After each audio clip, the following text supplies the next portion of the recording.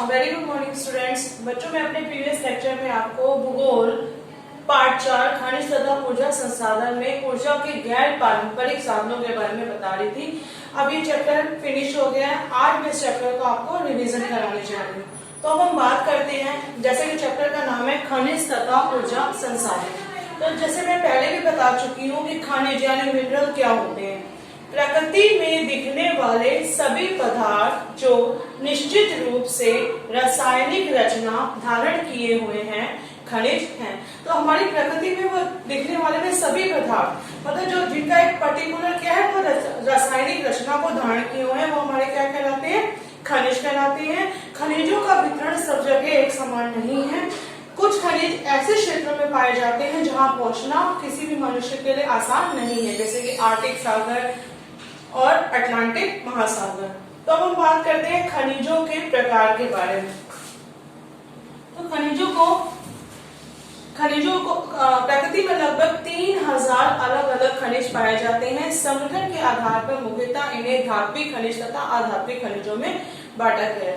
तो सबसे पहले हम बात करते हैं बच्चों धात्विक खनिज, मेटेलिक मिनरल। तो धात्विक खनिज क्या होते हैं, जैसा कि नाम से स्पष्ट है, धात्विक मतलब होता है ऐसे खनिज, धात्विक खनिजों में धातु जो होती है वो कच्चे रूप में पाई जाती है और धातु वे कठोर पदार्थ हैं जो क्या करते हैं, ऊष्मा तथा विद्युत उत्पन्न करते हैं तथा गुणों में क्या होती है, चमकदार होती है। तो धात्विक खनिजों में धातु कैसे पाई जाती है बच्चों, कच्चे रूप में पाई जाती है और धातु वे कठोर पदार्थ होते हैं जो ऊष्मा तथा विद्युत उत्पन्न करते हैं और गुणों में क्या होते हैं, चमकदार होते हैं। इसके उदाहरण क्या है, लौह अयस्क, बॉक्साइट, मैग्नीज, ये सब हमारे क्या है, ये हमारे धात्विक खनिजों के उदाहरण हैं। धात्विक खनिज के भी दो प्रकार होते हैं, लौह खनिज, अलोह खनिज।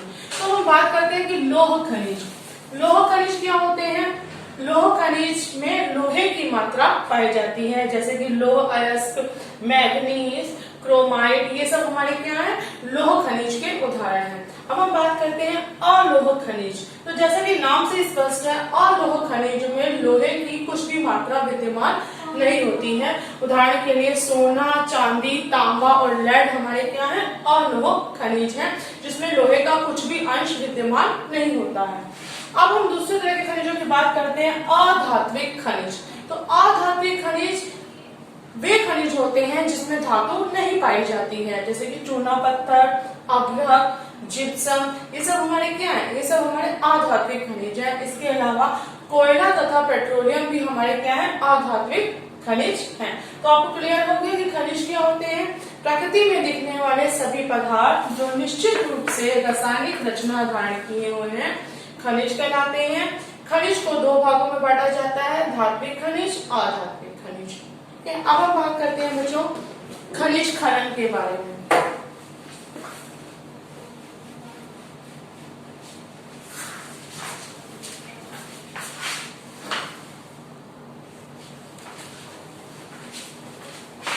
बच्चों अब हम बात करते हैं खनिजों को कैसे निकाला जाता है। पृथ्वी की सतह में हमारे बहुत से खनिज ऐसे पाए जाते हैं, उनको कैसे बाहर निकाला जाता है। तो खनिजों के निष्कासन की प्रक्रिया के बारे में बात करने जा रही हूँ। तो सबसे पहले हम बात करते हैं कि पृथ्वी की सतह में दबी चट्टानें, तो पृथ्वी की सतह में हमारी बहुत सी चट्टानें दबी रहती हैं। तो पृथ्वी की सतह में दबी चट्टानों में से खनिजों को बाहर निकालने की प्रक्रिया को हम खनन कहते हैं, यानी माइनिंग।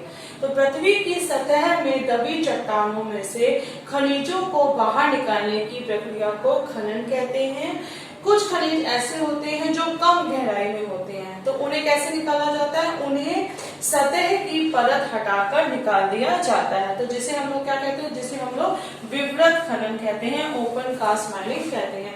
तो पृथ्वी की सतह में जो खनिज दबे रहते हैं उन्हें बाहर निकालने की प्रक्रिया को क्या कहते हैं, खनन कहते हैं। खनन के दो भाग है, विवृत खनन, कुपिकी खनन।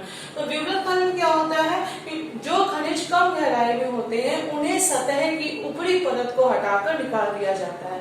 तो जिसे हम क्या कहते हैं, विवृत खनन कहते हैं, ओपन कास्ट माइनिंग कहते हैं।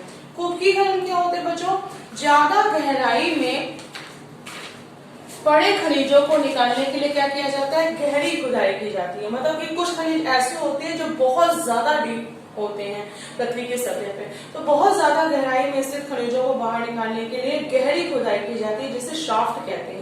पेट्रोलियम तथा प्राकृतिक गैस पृथ्वी की सतह पर पाए जाते हैं। इन्हें निकालने के लिए क्या किया जाता है बच्चों? इन्हें निकालने के लिए गहरे कुओं द्वारा खुदाई की जाती है, जिसे कूपकी खनन कहा जाता है तथा जिसे बोरिंग या ड्रिलिंग भी कहा जाता है। तो वे खनिज जो सतह में आसानी से खुदाई से निकाले जाते हैं, मतलब जो वे खनिज जो सतह के समीप होते हैं और बहुत आसानी से जिन्हें निकाल लिया जाता है, उनसे क्या कहते हैं? उत्खनन कहते हैं।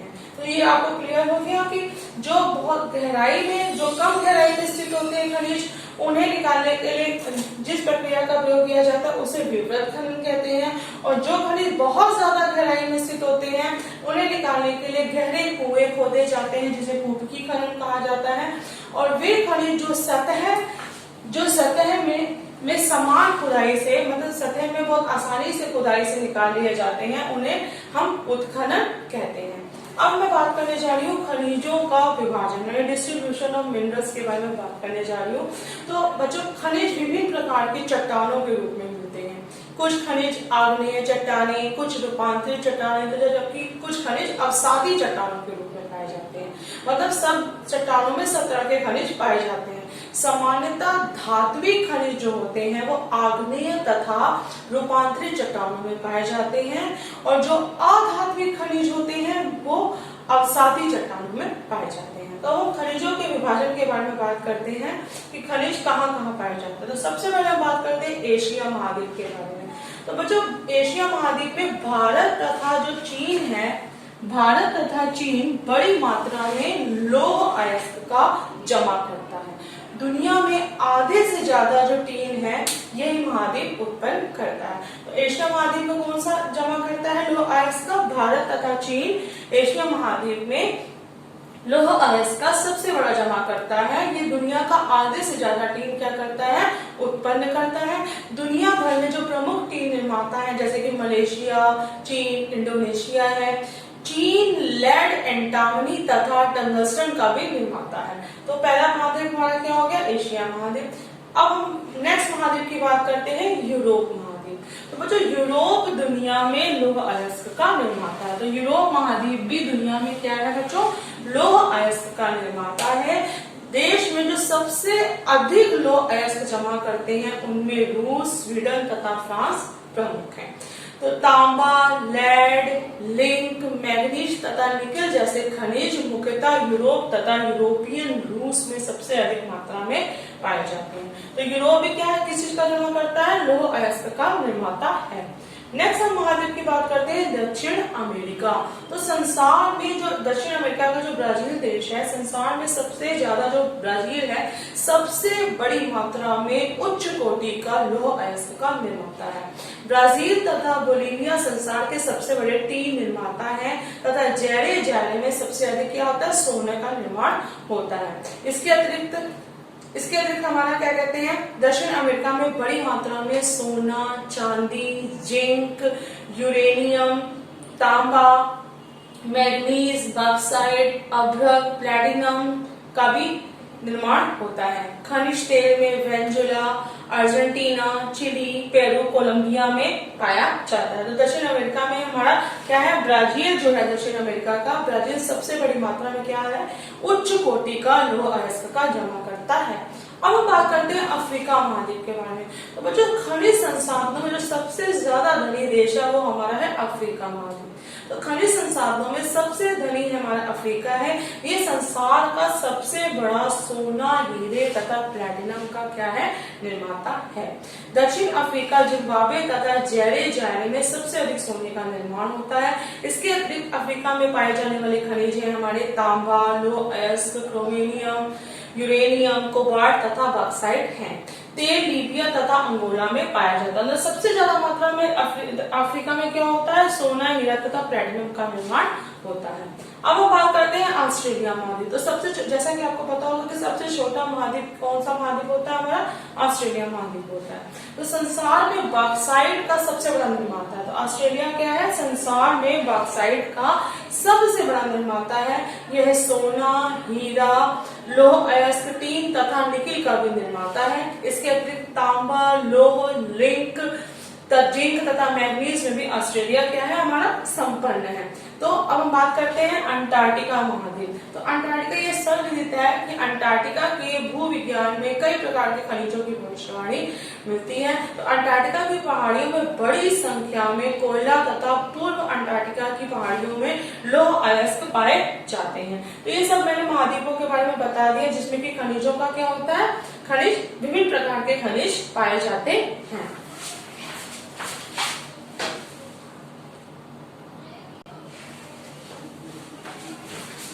तो बच्चों अब हम कुछ खनिजों की बात करने जा रहे हैं जो कहाँ पाए जाते हैं। सबसे पहले हम बात करते हैं अभ्रक। तो बच्चों अभ्रक हमारा कहाँ पाया जाता है, झारखंड, बिहार, आंध्र प्रदेश तथा राजस्थान में पाया जाता है। भारत दुनिया का सबसे बड़ा क्या है, अभ्रक का निर्माता। तो दुनिया का सबसे बड़ा अभ्रक का निर्माता क्या है बच्चों, भारत। भारत दुनिया का सबसे बड़ा अभ्रक का निर्माता है। नेक्स्ट हम खनिज की बात करते हैं तांबा। तांबा हमारा कहाँ पाया जाता है, यह मुख्यतः राजस्थान, मध्य प्रदेश, झारखंड, कर्नाटक तथा आंध्र प्रदेश में पाया जाता है। नेक्स्ट खनिज है हमारा मैग्नीज। तो मैग्नीज यह मुख्यतः महाराष्ट्र, मध्य प्रदेश, छत्तीसगढ़, उड़ीसा, कर्नाटक तथा आंध्र प्रदेश में पाया जाता है। नेक्स्ट हम बात करते हैं सोना। तो सोना हमारा क्या कहाँ पाया जाता है, कर्नाटक की कोलार की खानों में हमारा सोने के भंडार हैं। ये खाने दुनिया में सबसे बड़ी सोने की खाने हैं जो अत्यधिक महंगे प्रक्रम में अयस्क तैयार करती हैं। तो सबसे ज्यादा सोना कहाँ पाया जाता है बच्चों, कर्नाटक के कोलार। नेक्स्ट हम बात करते हैं नमक। तो नमक हमें कहाँ से प्राप्त होता है, नमक हमें समुद्री झीलों तथा चट्टानों से प्राप्त होता है। भारत दुनिया में नमक का सबसे बड़ा निर्माता तथा निर्यातक है। तो सबसे ज्यादा नमक का निर्माण कहाँ होता है, भारत में होता है, और इसका निर्यात कौन करता है, भारत करता है। तो ये सब हमारे खनिज हैं, अभ्रक, तांबा, मैग्नीज, सोना, नमक। अब हम बात करते हैं कि खनिजों का उपयोग, खनिजों का उपयोग किसमें किया जाता है। तो बच्चों हम बात करते हैं कि खनिजों का उपयोग कई उद्योगों में किया जाता है। जवाहरातों के लिए इस्तेमाल किए जाने वाले खनिज सामान्यतः ठोस होते हैं, मतलब जिनसे हम लोग ज्वेलरी बनाते हैं, जवाहरात बनाते हैं, उनके लिए जिन खनिजों का प्रयोग किया जाता है वो खनिज क्या होते हैं, बहुत ज्यादा ठोस होते हैं। तांबे का प्रयोग इन्हें अलग इनसे क्या किया जाता है, इनसे अलग अलग प्रकार के क्या किए जाते हैं, आभूषण बनाए जाते हैं। तांबे का प्रयोग भी सभी प्रकार के सिक्कों से लेकर पाइप बनाने में किया जाता है। तो तांबे का प्रयोग हम किसमें करते हैं, सिक्के बनाने में करते हैं, पाइप बनाने में तांबे का प्रयोग करते हैं। क्वार्टर से प्राप्त सिलिकॉन का प्रयोग कंप्यूटर उद्योग में किया जाता है। तो अयस्क से एल्युमिनियम प्राप्त होता है। बॉक्साइट का प्रयोग ऑटोमोबाइल तथा एयरप्लेन, बाटोलिंग उद्योग तथा रसोई के बर्तन बनाने में किया जाता है। तो ये आप समझ सकते हैं कि खनिजों का उपयोग किसी न किसी चीज में जरूर किया जाता है। अब बात करते हैं कि खनिजों का संरक्षण, कंजर्वेशन ऑफ मिनरल्स। तो खनिजों का संरक्षण करना भी बहुत ज्यादा जरूरी है, क्योंकि खनिज स्वाभाविक रूप से पुनः पैदा न हो सकने वाले स्रोत क्या है, हमारे खनिज हैं। क्योंकि खनिजों के निर्माण व बनावट में क्या होता है बच्चों, हजारों वर्षों का समय लग जाता है। तो ये असंभव होता है कि एक बार खनिज का जब निर्माण हो गया तो दोबारा उनका निर्माण करना ये हम लोग के लिए संभव नहीं होता है। तो क्या जरूरी हो जाता है, खनिजों का संरक्षण करना, क्योंकि मनुष्य अपनी आवश्यकताओं को पूरा करने के लिए खनिजों का बहुत अधिक मात्रा में क्या करता है, दोहन करता है। तो खनिजों का अत्यधिक मात्रा में दोहन करने से क्या हो जाता है, खनिज हमारे नष्ट हो जाते हैं। तो खनिजों की बनावट की दर जो है मनुष्यों द्वारा प्रयोग में लाई गई दर से बहुत कम है। मतलब जो खनिजों की बनावट की दर बहुत कम है, लेकिन मनुष्य के प्रयोग की दर क्या है, बहुत ज्यादा। तो जिसकी वजह से क्या हो रहा है, खनिजों का दोहन हो रहा है। खनन प्रक्रिया में क्षति को कम करने की आवश्यकता है। सबसे ज्यादा खनिजों का दोहन कैसे होता है, खनन प्रक्रिया से होता है। जब हम पृथ्वी की सतह में जो दबी चट्टानों में से खनिज निकालते हैं, किस प्रक्रिया के द्वारा निकालते हैं, खनन प्रक्रिया के द्वारा निकालते हैं। तो खनन की प्रक्रिया में कमी करने की आवश्यकता है। धातुओं की पुनरावृत्ति से खनिजों को क्या किया जा सकता है, संरक्षित किया जा सकता है। तो खनिजों का संरक्षण हमारे लिए बहुत जरूरी हो जाता है, क्योंकि खनिज हमारे प्राकृतिक संसाधन है और ये अनवीकरणीय संसाधन है। अनवीकरणीय संसाधन क्या होता है बच्चों, जिनका दोबारा नवीनीकरण नहीं किया जा सकता। तो दैट्स ऑल फॉर टुडे। आज मैंने आप लोगों को इस चैप्टर का रिवीजन कराया। मैं इस चैप्टर का रिवीजन अपने नेक्स्ट वीडियो में भी कंटिन्यू करूंगी।